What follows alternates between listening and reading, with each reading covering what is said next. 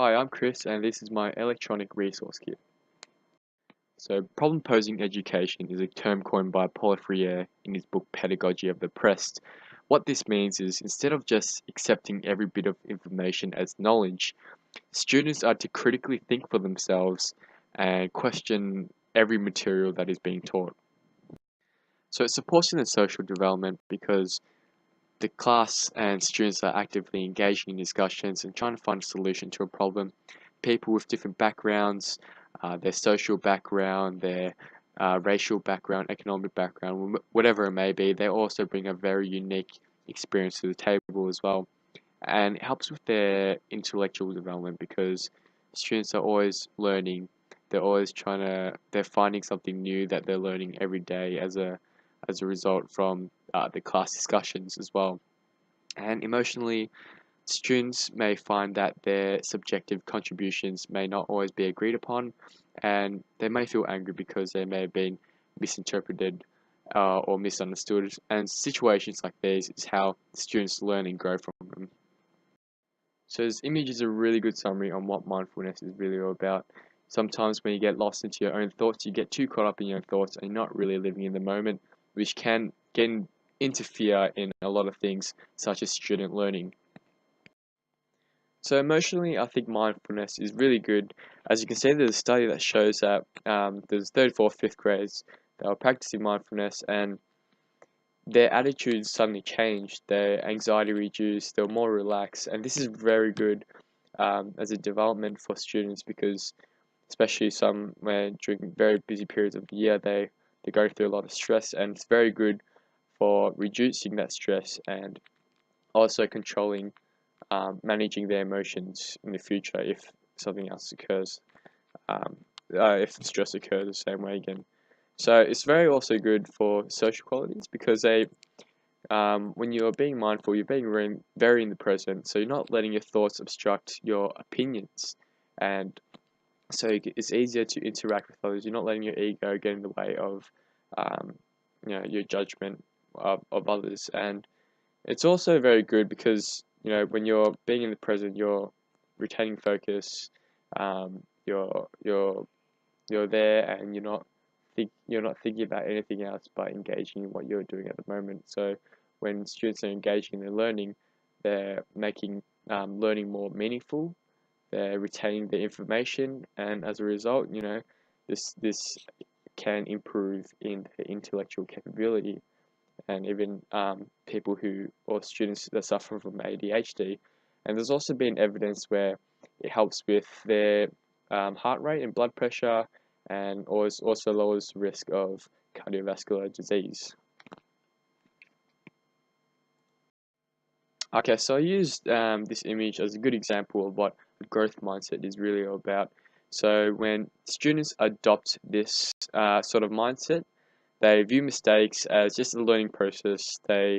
As a result, they grow, they further flourish intellectually, and also there's a lot of examples, but it could also develop in their social, emotional, and physical capabilities, having that notion to not give up and to really just still strive, not looking failure as just as an obstacle, but using it as something to project even further in your learning. So as another resource I used was this activity called the Alphabet Conversation Games that students can use in class. It's very engaging. Students can further develop their interpersonal skills when they're really having fun and having the confidence to talk to another person. It also helps with their improvisation skills and also their creativity to form and come up with sentences on the spot. Right, so this image is pretty straightforward. It just shows how much sugar there is in each of these soft drinks. It's very important for students to understand what they're drinking and how much sugar content is in each of these drinks because they may be drinking it every day and they may not realize how much sugar is really in these drinks that they're drinking. And even just by cutting their relationship down, even just a little with soft drinks, it can improve dramatically in their physical well-being. So I found this resource very good for pre-service teachers. It really sums up what teaching is really all about. You will see this gesture in the classroom, and it's a gesture that they need help, guidance, and support, and you're there to fill in this role and help them achieve their development goals. You're not letting you can see the diversity of the hands, and you're not letting any of their background affect or influence in how you teach or how you support the students. So I think it's important for students to grow their own plan. It gives them a sense of independence, and from independence, you can develop on the emotion of success and accomplishment when you see your plant grow. It could also help with their social aspect as well, and also their intellectual capabilities, as you can see in the study below. This creativity video that we watched in class was struck out to me as important because it showed how as adults grew older, their creativity started to diminish because they have that fear of failure, and that failure is a bad representation of themselves. But it's sad because creativity plays such an important role in how we tackle problems in our society, and we have to um, actively support creativity in children as well, and because creativity is also important in their development, because they have to also understand how by themselves how they can further develop personally without the support of others. This is the healthy eating pyramid, as you can see from the side. The image, it shows the foundations of food that we should eat from bottom to top. And for students, it's important to understand what our diet consists of every day.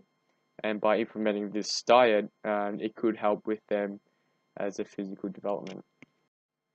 There's a powerful image that I found, which is in contrary to the sticks and stones rhyme that I thought was very important for students to understand. It shows that words actually really do hurt, and students, when they look at this, they can reflect upon their own actions towards others, and also having to develop that emotion of empathy and compassion to be in the position of others and to understand how others may feel as well. The self-made man is a sculpture that can be interpreted in many ways, but I think it's about making the best out of your opportunities and your circumstances, and it's a very good, motivating image for students who may come up from a poor background as well, and also for students who may suffer from social, emotional, physical, or intellectual hardship.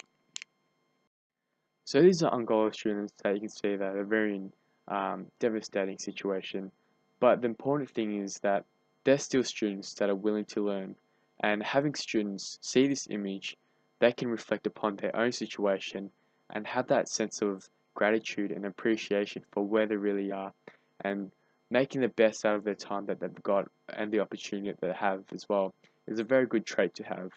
Um, Also, students can adopt a humanism agenda, asking the questions as to why this sort of happened, why this things happen to other people, and how can this be prevented in the future as well.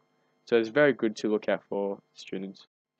This is a how you feel activity that students can use in the morning, especially younger students as well, because it's a good way for them to develop emotionally by understanding and analyzing and interpreting how they're feeling. Um, this is also a good way for them to develop socially, because they can talk about their feelings and emotions with the class or with a little small group, and come up with solutions as well to how they're feeling, if it's bothering them or if it's just something, if it's even supporting them for how they're feeling. And this is very helpful for them in the future if they ever need to seek help if they're feeling distressed. Lastly, this resource is a picture of a teacher reading aloud a book to students. I find this is really good for students to learn fluency and vocabulary as an alternative to a teacher standing next to a whiteboard and students just listening to the teacher speak. Um, Books are so much more colorful, they're easy to follow and read, and students can also develop on their creativity skills because they can follow the text and engage in it by linking their own experiences or using their own understandings and creating their own meanings to the stories, which can also influence their emotional and social behavior.